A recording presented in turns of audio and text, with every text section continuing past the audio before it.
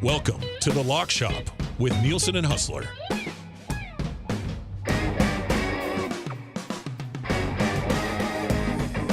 What is up, Lock Shoppers? Welcome to the Lock Shop presented by Play Alberta right here on Edmonton Sports Talk, your clear choice for Edmonton sports. Iwanyk in for Dusty. He's out on the golf course as we are live at Redtail Landing Golf Course for the Capital Care Foundation Golf Tournament. You've heard of us talk about it a lot over the last few months. The day is finally here for the tournament as they are on the course going. You can still jump in and help support the Capital Care Foundation. If you go to edmontonsportstalk.com, if you go to the very top, it says Capital Care. You click that link, you go down, and you will have a spot for silent auction or just in general to donate. A lot of great things that you could to bid on, including an Edmonton Sports Talk little prize pack, if you will. This EST Locker, the Lock Shop, it is presented by Play Alberta. Promo codes right now, EST Sports, deposit 20, get a $50 free sports bet. YEG 50, deposit 5, and get a $50 free sports bet. That's for the month of August. If you go to Play Alberta and click on EST specials right now, we've got a lot of specials up right now. Huss will be joining us momentarily. But those specials on Play Alberta. Lock Shop partner parlay from earlier this week. I believe this was Jay and Huss that put this one up there. Ravens to win the AFC North, Falcons to win the AFC South, Chiefs to win the AFC East, Lions to win the NFC North. That is boosted to 20 plus 24.50. Jay's play of the day from yesterday, Elks to win in under 53.5. That is boosted to plus 240. Early bird bet from Dusty this morning. Elks to win on the money line. Rankin to 57 plus rushing yards and Hardy 43 plus receiving yards. That is plus 510. And J. Matt and Kelvin's big play of the game for today. Elks minus 2.5. Fajardo 275 plus passing yards. Stephen Dunbar 60 plus receiving yards and Rankin 40 plus rushing yards. That is boosted to 360. A reminder, green and gold kickoff show. Myself, Jay Milne, will get you set for Elks, Redblacks. That will get going at 4:30 today, right in the middle of the Reed Wilkin Show with Jay and myself today on the Reed Wilkin Show. Let's bring him in right now from Winnipeg Sports Talk. It is Huss. Huss, how are we doing on this Friday? Well, not as good as you. I was also supposed to be at a golf course today, and if you can believe it, I feel so bad for everyone that was working to put this thing on. That 4 inches of rain that we had before yesterday has still left the course unplayable. So this event's going to be 36 holes as opposed to 72. And it's, really, really sucks. So we're back at the ranch today doing the program, not hanging out like you at the golf course. What tourney are you at? It's the Capital Care Foundation tournament. We've jumped on board with Capital Care. I've done some things with them. So it's their tournament today. Dusty's on the course. Luke Gazdick is here. Luke is out on actually our hole on hole 11. Mm-hmm. I didn't know he was going to be there, and they're doing like this beat the pro thing where I think he drives the ball out there because it's a par 5. And yeah. I don't know if you beat him, maybe you get a draw or something. I wish I had known that is what was going to happen at the hole, because then I would have just broadcasted from the hole. I would have got a generator and we could have watched Luke have drives all day. But sitting on a patio in the sun, and it's not like yesterday was really windy in the city of Edmonton. This is wonderful. And it's the start of like a hot spell that's about to hit the city. That's nice. Yeah, we got a couple cooler days, and next week looks like it's going to be really nice. Weather for the Labor Day game, touch wood right now, looks like it's going to be really nice. How would you be able to broadcast from a hole? Like, what would you do for internet? You got a Starlink setup? We're on it right now. So what I bought is I just bought like a wireless router type thing that you could fit a SIM card. And we bought a cellular plan on a SIM card that you just plug in. and then you connect it all the way through. I can send you a picture later about it. We also have one at the office as a backup phone. I know this is, sorry to all those listening technically, but I know back at like 1260 and stuff like that, when I talk to my engineers, actually that engineer is one I talk to for some of this stuff. There's some that you can get dual SIM cards, and they recommend that you get like 2 different providers and you plug them in so that they're always balanced and you have full internet. But yeah, no, we've used this little thing, and we go out and it's been perfect for us. As long as there's cellular data, we get it. And so all we would really need out there is a generator. If we could get a generator to plug our power in, we're set. We could broadcast anywhere. Well, we did last summer, we did a $100,000 hole-in-one from a different golf course, the Ranch, and we broadcasted live right from that 17th hole. So we just brought a generator out, plugged it all in, and we were good to go. They have to hook the WST CTO up with you too. Anytime. That actually sounds that sounds really good. And it's really inexpensive. The routers themselves are only like $300-400 for a decent one. And then the SIM cards that we've got, like I'm on like Lucky Mobile, I think, with one of them, which is, I think Bell, might be TELUS. They're the same. And it's like, I don't know, we pay like $50 a month just to have it. And it's like pay as you go. So those ones, it's not even have to long to go into a term. If you're only going to do it for like a couple months, you just sign up for 2 months, then cancel. And then when you need it again, sign up again.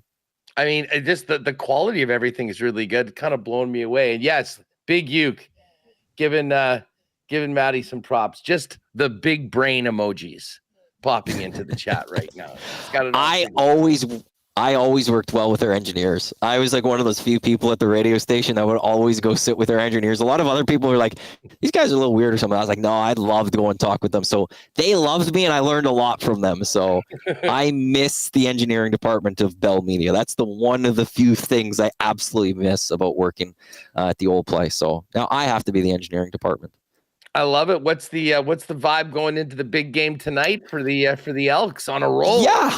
I'm excited to have you on, and we'll go back after then to the Bombers win from yesterday.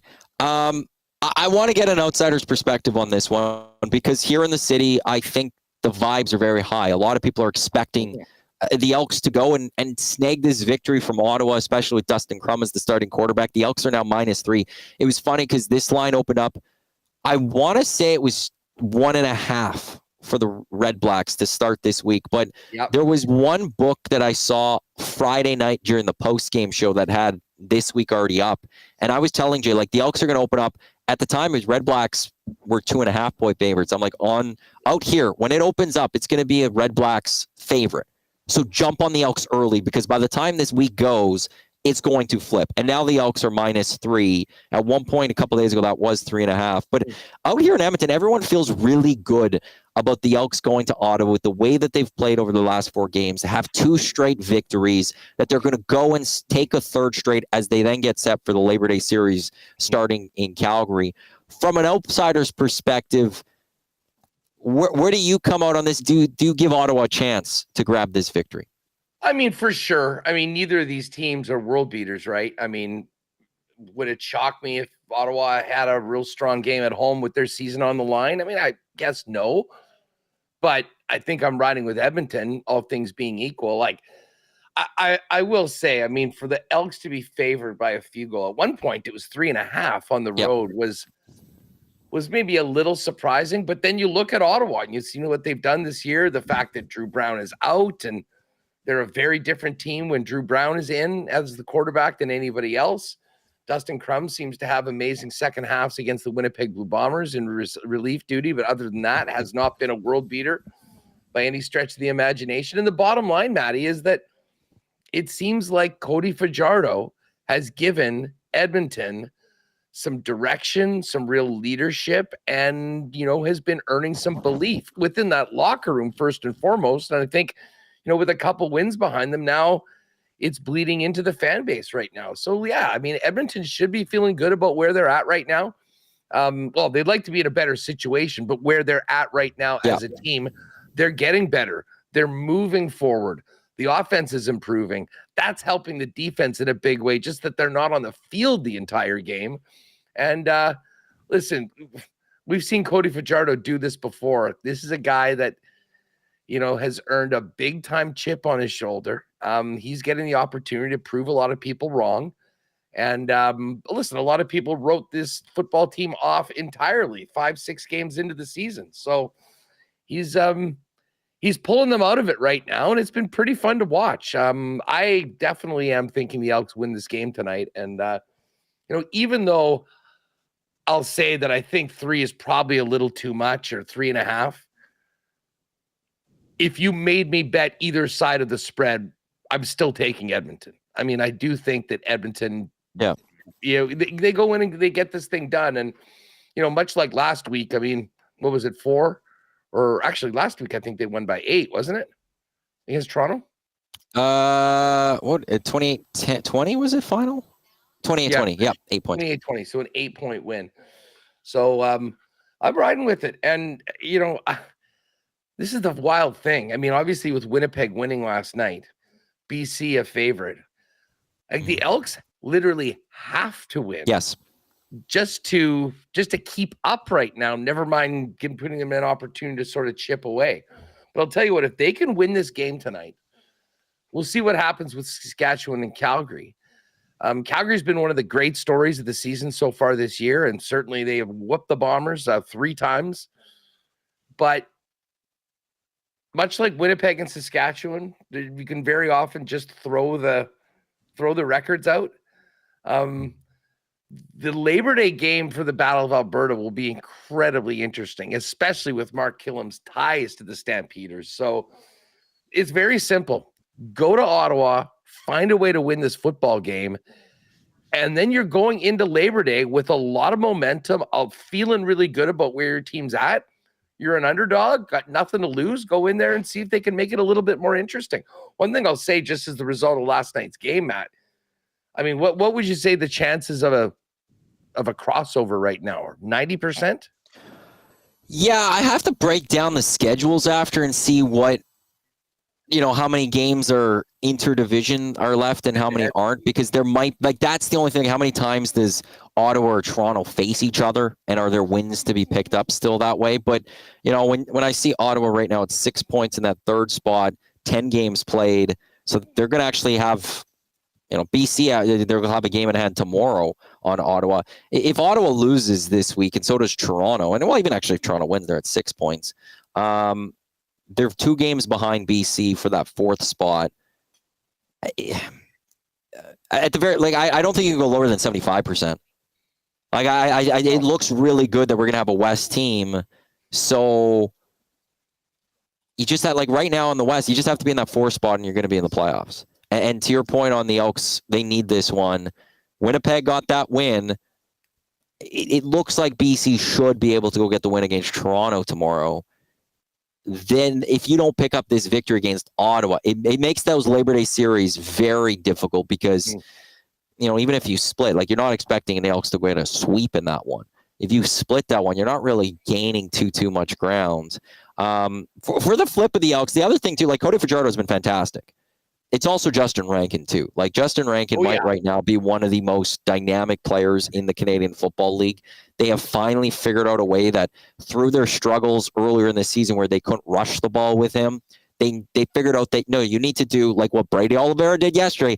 You need to get the ball in Justin Rankin's hand in any way you can, which includes in the receiving game. And the last couple of weeks, we've seen Justin Rankin be a star receiver for the Edmonton Elks, and that is now, this past week against Toronto, led to him also having a great rushing game. Justin Rankin has been him and Cody Fajardo are 1-2 when it comes to the turnaround, especially of this offense of this team. And so much so that, I threw it out. Jay, at the start of this year, wanted a Justin Rankin play on MOP, and we couldn't get it done. But he was that high on Justin Rankin. It was one that I was like, okay, well, who's the MOP right now of the Edmonton Elks? Is it Justin Rankin, or is it Cody Fajardo? And in the end, he even goes it might be Rankin slightly ahead of Fajardo right now. That's how good Justin Rankin has been right now. To your point on Labor Day, we have a Labor Day bus going down on the Monday. So anyone, EdmontonSportsTalk.com, click on Labor Day bus. EST Labor Day is the promo code for 125 plus GST. Not many spots left. But yeah, a one-dayer? Yeah. Drive down at 10 a.m., go to the game, watch it, drive back up. It's perfect. I wish the game was a little bit sooner, but yeah, one-dayer, just a nice quick time down there.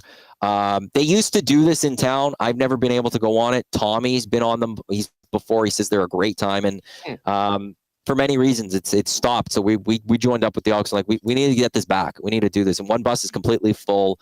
We're close to selling out the second bus, so we're bringing down like almost 100 people to go cheer on the double league. But how big is that if it is the 3 in a row? Like, and if you're Edmonton, and I agree with everything you said there, because I'm not bullish on that rematch or on that Labor Day game.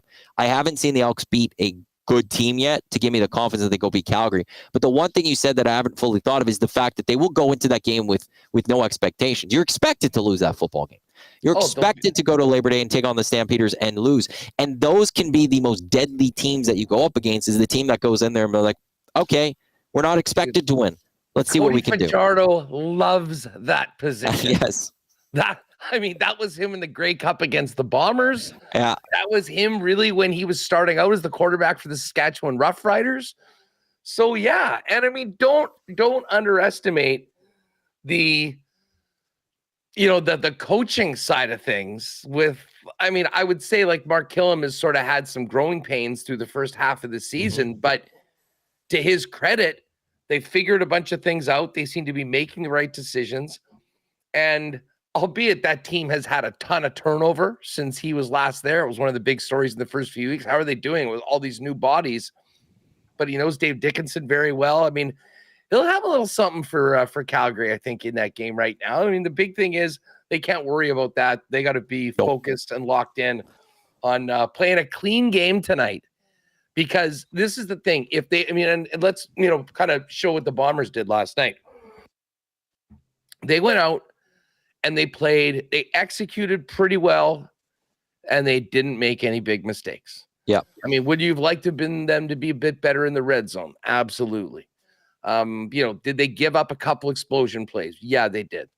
But when it came down to it, Zach Caleros was really efficient. There were no picks. They didn't put anything on the carpet. Special teams was clean. And the defense played pretty well. And they're going up against a backup quarterback, much like the Elks are tonight. So, and Crum is a guy that I think at times, like, he can run. So you're going to need to be able to, stay on top of that.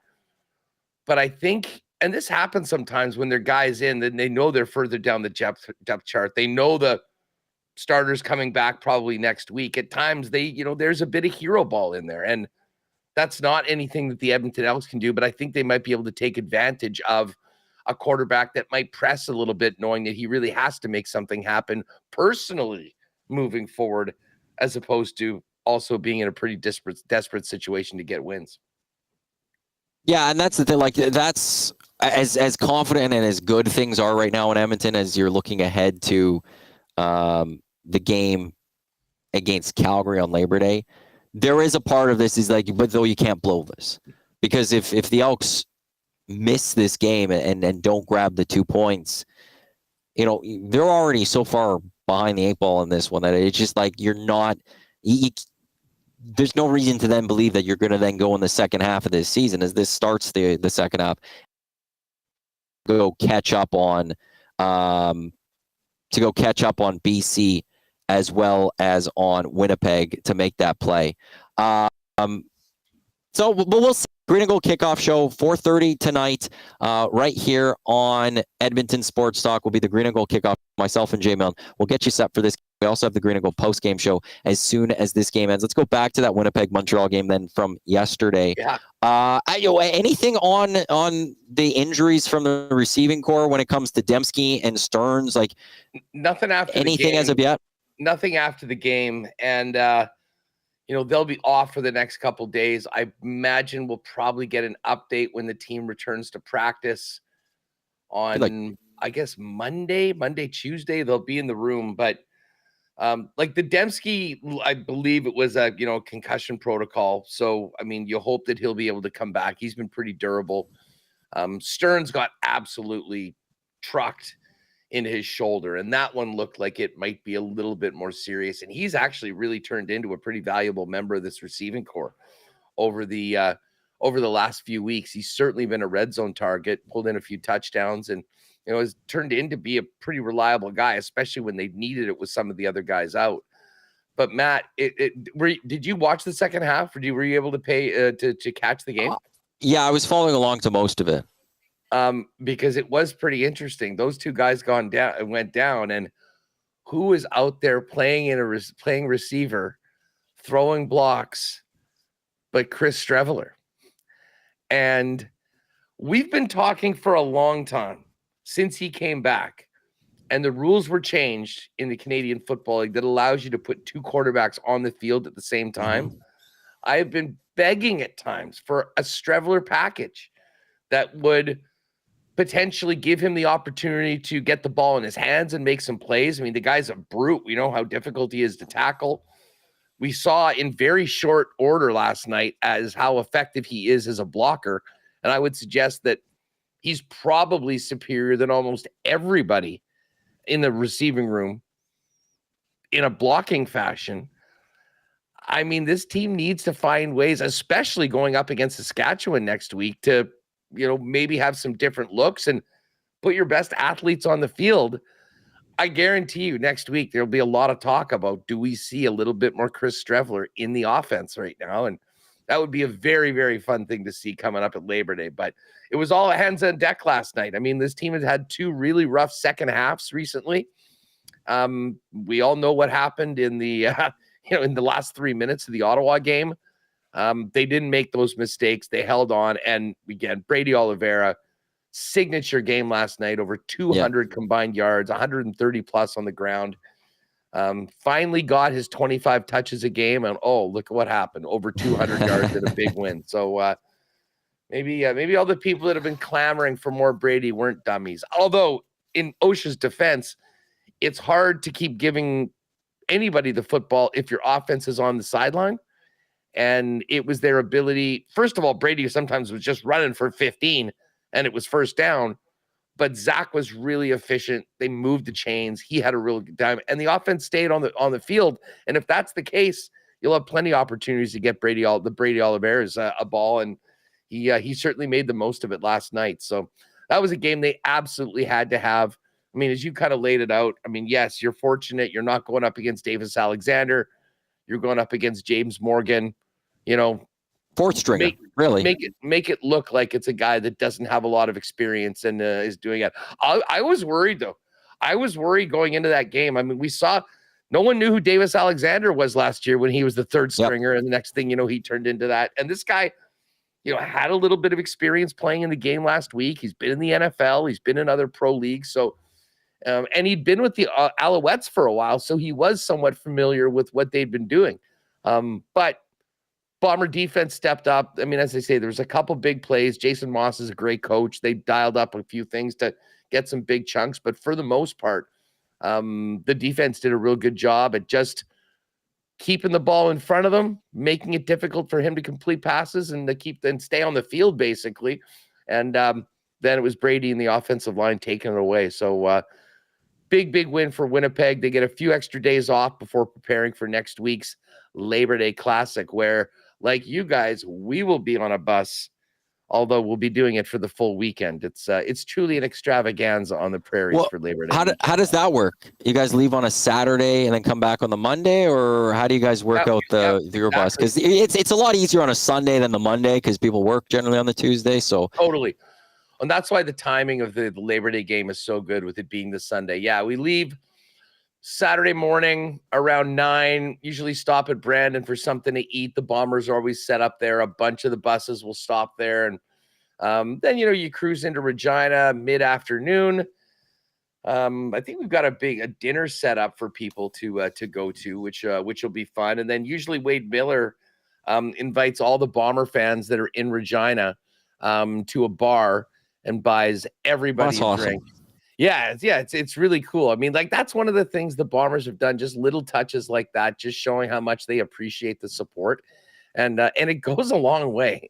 I honestly don't know why more teams haven't really followed the path of what Winnipeg has done, because it hasn't been like this for a long time. But Wade's been a big catalyst of this. So there's a place, I think it's called Crave in Regina, that the Bombers sort of take over. They invite everybody in, and Everyone has a few drinks, and then obviously everyone scatters for the evening, go wherever you want to go. And then Sunday, we'll do a brunch or something beforehand, and then the infamous Wayne's World tailgate party in the back of that guy's house, which is annually taken over by Bombers. Bomber fans, with the exception of a band playing that is all in rider gear. It's so much fun. And then we walk to the game and then go out and have a big fun time on Sunday night afterwards. And then the bus ride home on Monday is usually significantly quieter than the trip out west on Saturday. But it's going to be really fun. We got a couple buses going down as well, and we'll make for some fun social media hijinks. And as I say, it should be a great game. I know that after the Bombers have sort of had their way in that game and in this rivalry for the last few years, that the Rider Nation is going to be ready to go, pumping their chests out. But I will say this, and this is, I mean, I'm sure you can say the same thing about Calgary Edmonton. Like, I remember in 2011, we were out there and the Bombers were 7-1 and the Riders were 1-7. And this is during that time where the Bombers had just sucked. And all of a sudden it was like, holy smokes, they've got this great team. So, I mean, we're strutting around Regina, 7-1, 7-1. Well, they lost the Labor Day game, and then they lost the Banjo Bowl as well. So anything is possible in these great CFL Labor Day rivalries. But I certainly encourage fans, if you're in Edmonton, then there's spots, jump on with the EST boys. I guarantee you that so much fun doing a roadie with fellow fans and going into having a little backup when you go into enemy territory. Yeah, it's always fun going to enemy territory and stuff and seeing the different things. And you guys are lucky because you guys get to go to Mosaic Stadium, which is a beautiful facility, and having experienced that one for the first time last weekend. Well done, Saskatchewan, on that. Pill Country was great. I took a walk around the absolutely, like a good it was their first sellout of the season as well. Just a solid place, good food options and stuff. When I was walking around that concourse for it being a sellout, like, it was easy to move around at the end of the game. It was easy to get out. It's a wonderful stadium. They did a great job with that. I did go to the original Taylor Field though, so I do understand some of the diehards issues. Like Eric will talk about a little bit, where they lost a little bit of that grunginess, which helps the crowd really try to give it to the opposition. That was a little bit gone, but overall, great spot and a great place to go catch a game. I've never been to Princess Auto Field in Winnipeg. I'm hoping maybe to come for Grey Cup this year. So I imagine though it's really similar and stuff, and it looks great. But for us, we go to McMahon Stadium, which I do stand by, great sight lines, but not a lot else to write home about when it comes to McMahon Stadium. It's always good. It's a total dump. And yeah, how the hell is the Grey Cup next year there? Yeah. It was that between them and Edmonton, and by all accounts, the Stamps and like their ownership, which is the Flames, they promised more guaranteed money to the CFL, is what I heard, than what Edmonton offered. So like it should never be back in Calgary until they figure out a new stadium. 100%. Like, that's what it should have been after 19.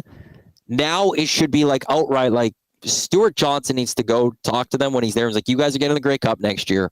It's not coming back until you figure this out. We will never give it back to you until you figure this out. So it's going there. I don't know what they would do after next year, because it went, where was it? BC last year, Winnipeg this year, Calgary next year. I do wonder if they would keep it out west and give it to Edmonton, or if Edmonton will have to wait a little bit and it'll go out east. Although Ottawa needs to get their renovations done, and they're working on that. So that's going to be a few years.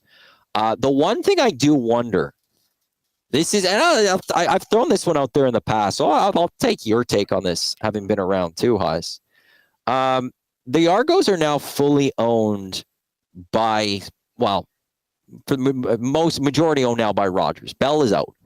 The TSN's parent company, Bell, does not own the Toronto Argonauts anymore. That is Rogers. Rogers has nothing in the CFL. I have actually, it's caught my eye a little bit this year, where I've seen a couple more CFL articles being posted to sportsnet.ca, which has surprised me. We haven't seen that one in the past, but this is going to go one of two ways. Either they're going to sell the Argos because Rogers doesn't care about the CFL, but the rights are up after 2026 on TV. And the league maybe one day will want to go to 10. Could we see the potential of Sportsnet snagging a game of the week or something if Rogers is truly going to stick around by owning the Toronto Argonauts, and in turn they get to 2027 Grey Cup? It is a great question.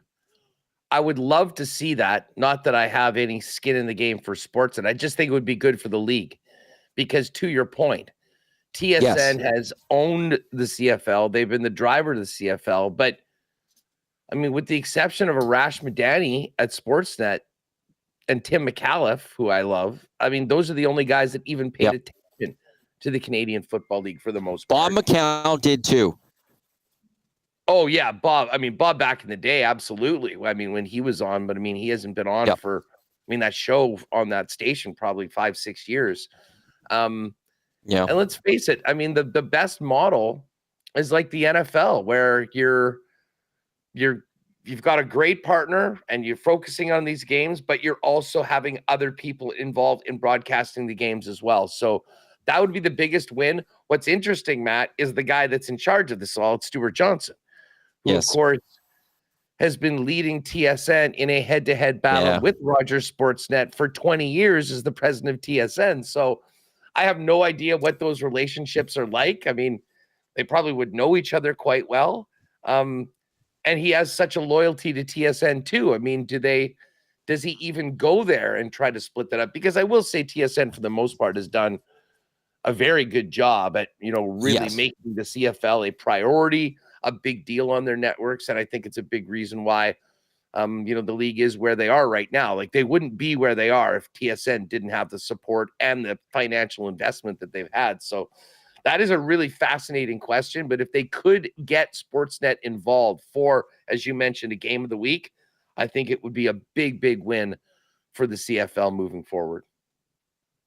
Because if it's not for that, I just wonder, why would Rogers stick as the owner of Argos? And the one thing, and like Stuart Johnson becoming the commissioner of this league has changed a lot for my feelings with this, because to a degree, because it's one of those, you everything you laid out there about his connection to TSN.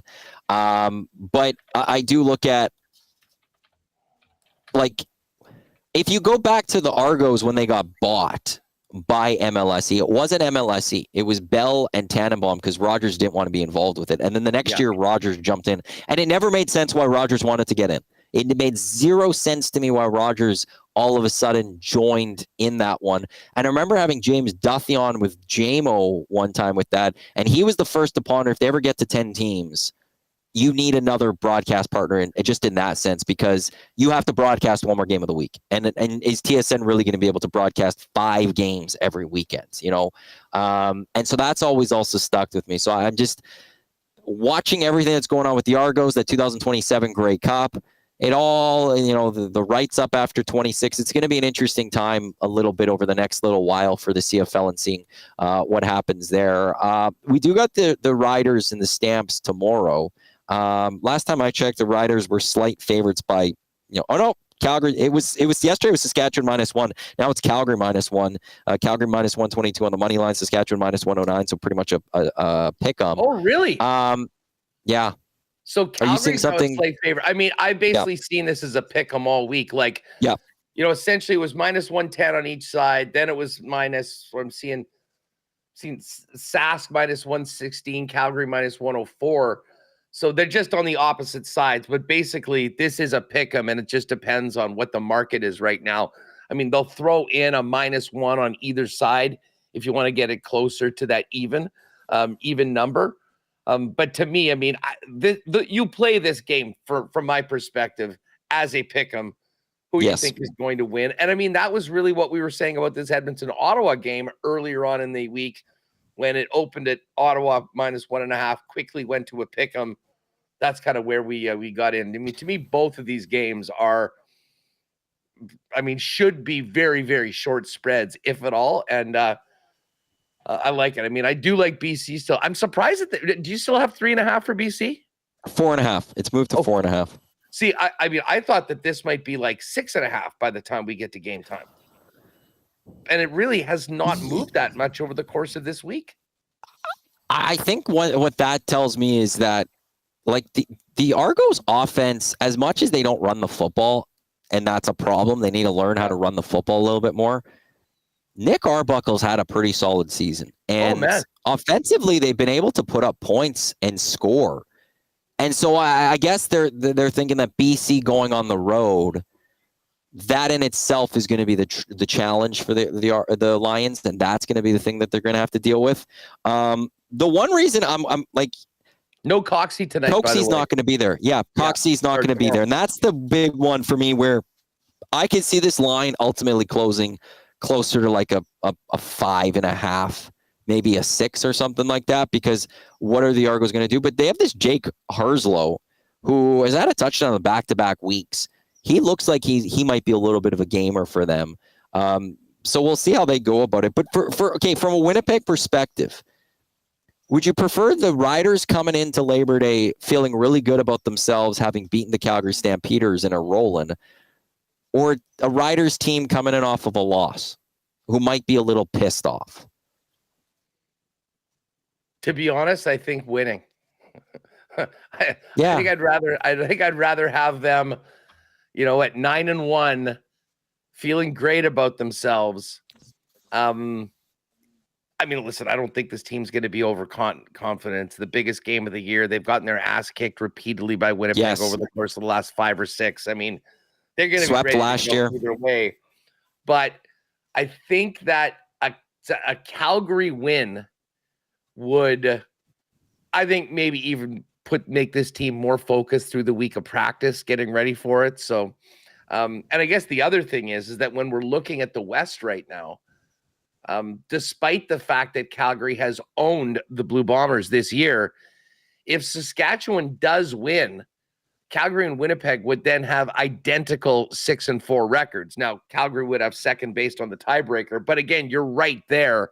And if you can sneak a game ahead, you'd actually be able to hold that down. Calgary wins, you got to make up that game plus the other game. So I think I do like Saskatchewan in this case. The crazy thing is, Matt, if Calgary wins this game, they will be 5-0 against Winnipeg and Saskatchewan. Yeah. Through 10 weeks of the season.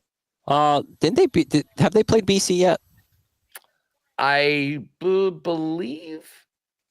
I don't think Calgary's played BC yet. No. Yeah, I think you're right. Because it's just so impressive what Calgary's done, and it's like they go get this win. It's clear they're the best team in the Canadian Football League, I would say. But yeah, what they're doing, it's really impressive. They're 4-0, so Calgary's 4-0, beating Winnipeg 3 times, Saskatchewan 1, so they're 4-0 in this division. I somewhat feel bad for the Owls right now.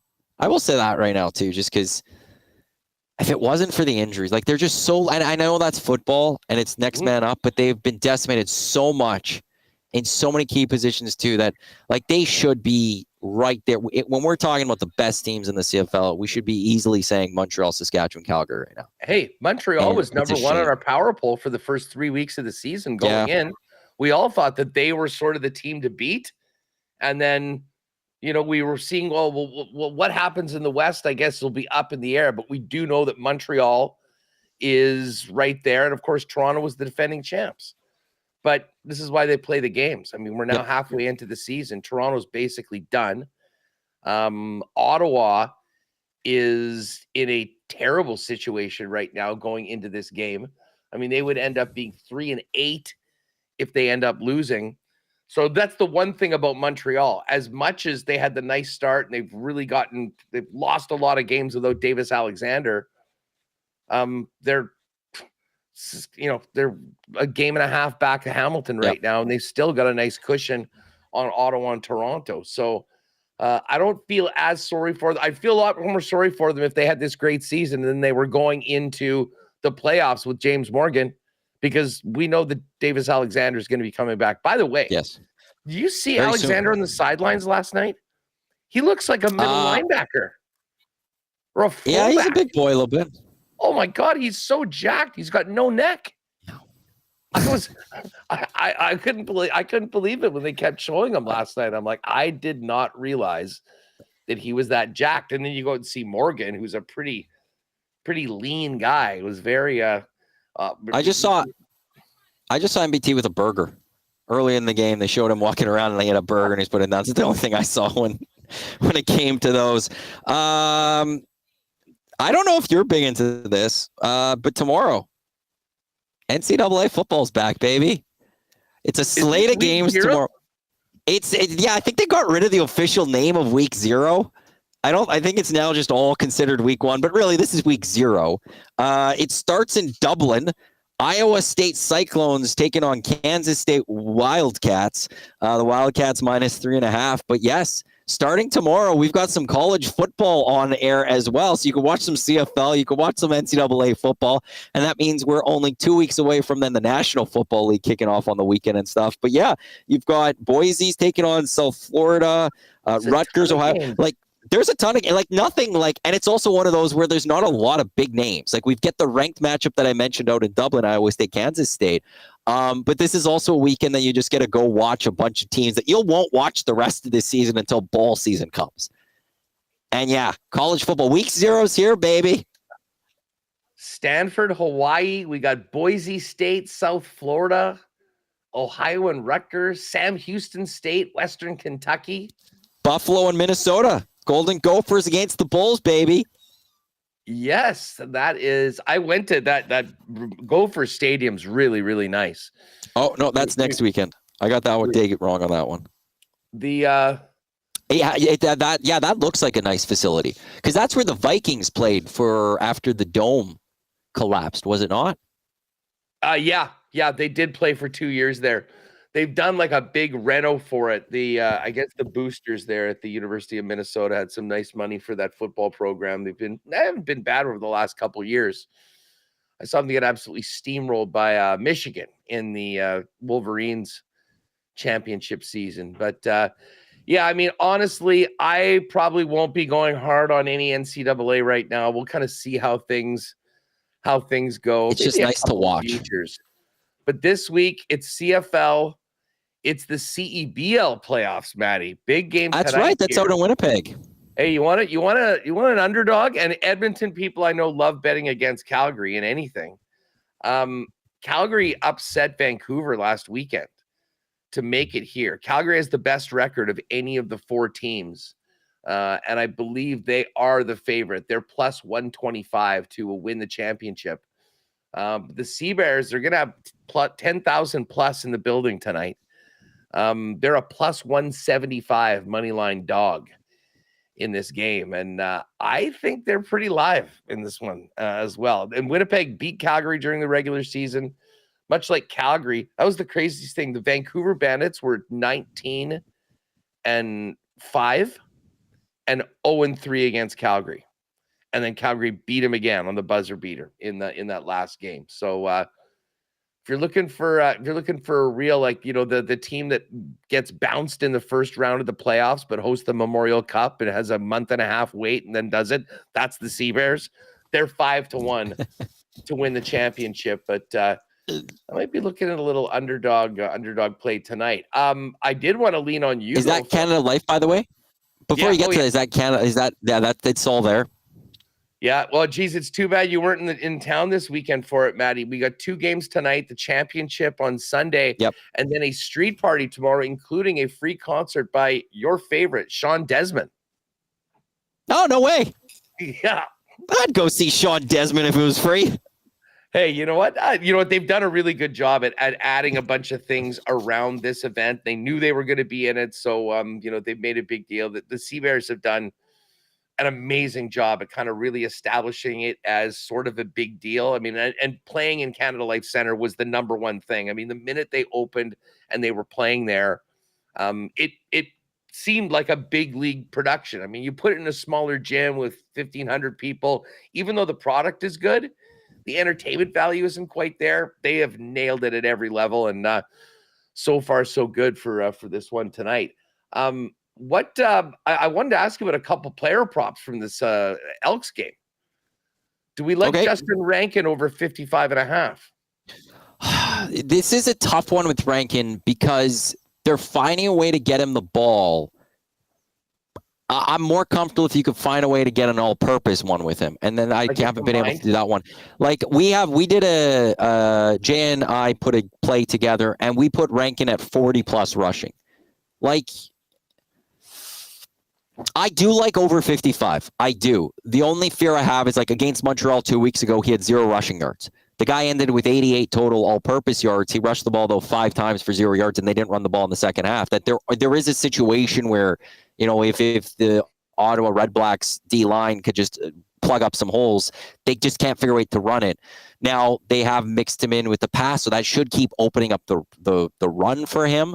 But I do get worried a little bit with his rush yards after having seen him just 2 weeks ago have 0, even though he had a great game in that one. So I would go a little bit lower if you could bring that one down. Like I feel more like 45. Like I could see him around that 50-yard rushing. Like it's a pretty good line. Like I could see 50 to 60. It might be though like a late rush that you're hoping for with Justin Rankin. The one reason why I maybe lean to the over on that, even though it's a little bit more than he's had straight up on the ground, is that if you like Edmonton to win, and I do like them to win this game, like I'm not picturing them having to come back from a 14-point deficit in the fourth quarter. I mean, if they're up in the second half, the best thing that they can do is move the chains, keep the football, and hand the rock to their all-star running back to move them, and limit the amount of time that Cody's got to put it up. So I think that if they are in a lead, logic would tell us he probably gets a few more touches than maybe he has had in the second half of games, because the Elks have been coming back quite a bit. Yep. No, and it's maybe just that Montreal game is too much on my mind, where, you know, it was a close game and they just didn't run the ball in the second half, but they found the way to get him the ball. That we had a play at that time where I think we needed 60 rushing from Rankin, and he didn't get any of that. He got 0 rushing yards, but he picked up the ball through the air. I don't expect that fully. I think 55, you know, that's probably still a very safe number, I would say. I also do like Dunbar picking up some yards today. We have him at over 60 going into this one. We have Cody Fajardo over 275 plus passing yards. Like we did it a parlay, so we brought it to 275. I do feel like, you know, to your point, if the Elks go win this, you know, when they won, it was with Trey Ford as starting quarterback, and he put up the ball in the air because Cody Fajardo came in that game too as well. I think combined between the two quarterbacks, they had 2 incompletions. Like the Elks had a lot of success through the air. So I think Cody's going to find a lot of yards today. So 275, 300, I would be comfortable with either of those when it comes to Cody Fajardo in terms of any player props if you're looking at the Edmonton Elks for tonight. The crumb number's really low, 232 and a half. And again, you know what? If the Elks are playing with the lead, I would think that Ottawa's going to have to throw the football quite a bit. Couple good targets too. It seems like a low number. The receiving totals, what do you have? 52.5 for Hardy, 58.5 for Geno Lewis, Dunbar 62.5, and Curly Gittins Jr. 53.5. Like I think you could almost just hit overs on Elks receivers. Like if you think Cody's going to push 300, most of those guys are going to be getting their looks.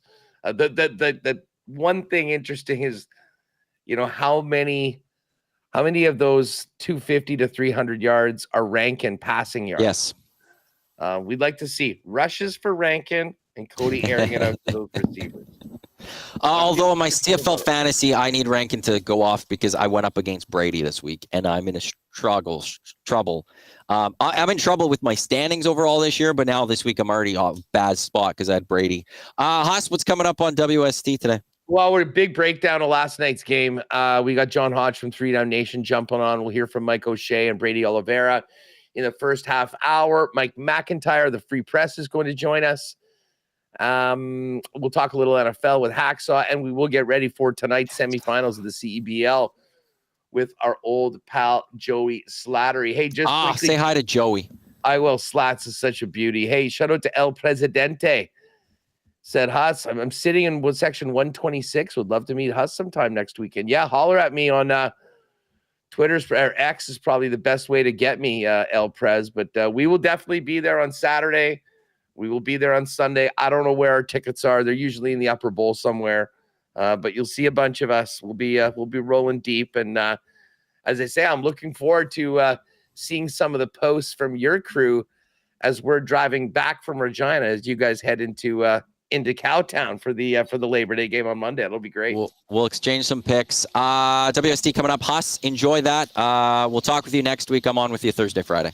Excellent. By the way, Dustin Nielson, Huss, is Xavier worthy a sleeper pick in fantasy? I don't know if he's a sleeper, but he's definitely worth having on your team.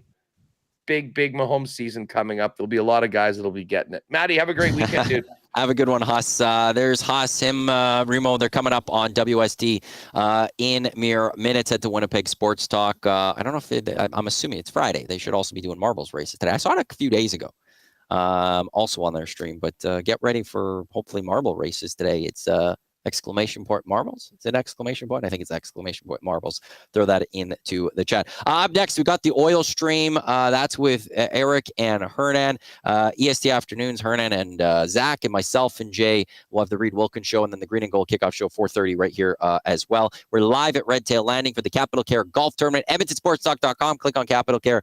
There's a link to the silent auction that's going on if you wish to donate to a great cause. Thanks to everyone for tuning in to the Lock Shop. On behalf of us, I am Matt. Thanks for tuning in. Oil Stream with Hernan and Eric coming up in just a few minutes. Don't go anywhere.